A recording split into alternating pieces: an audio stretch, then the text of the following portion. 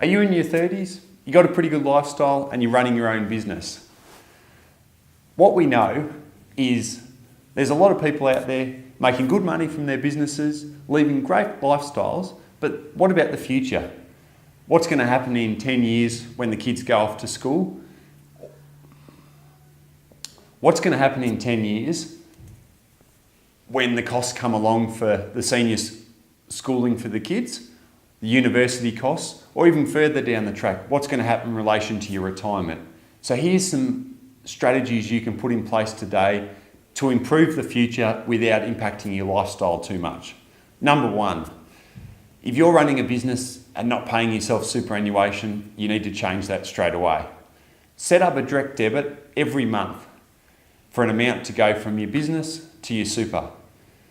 This won't have any impact on you day to day these days, but it will make a huge difference to your retirement.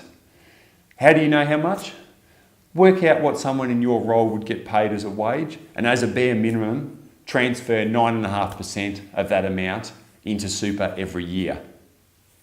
Tip number 2, how are you going paying off your own private mortgage?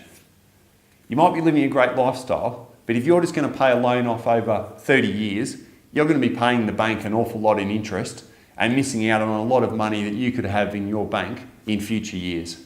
Here's an example for you. If you've got a home loan of $350,000 at current interest rates, how much do you think that's going to cost you to pay off? You've got to repay the $350,000 plus you've got to repay the interest. Here's the answer. At current interest rates, that's going to cost you $600,000 to pay off.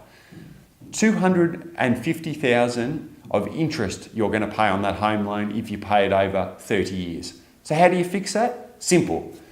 Pay an extra $1,100 per month off that home loan, and guess what? You're going to cut that home loan in half. You're going to cut that home loan down to 15 years. In addition, you're going to save yourself, and wait for this, you're going to save yourself $135,000 in interest. What could you do with $135,000? I'll give you the tip. You could easily put your kids through schooling with that money. So start looking at these things. These are only small adjustments you need to make, especially if you've got a successful business. Just making small adjustments will make a huge difference for your financial future.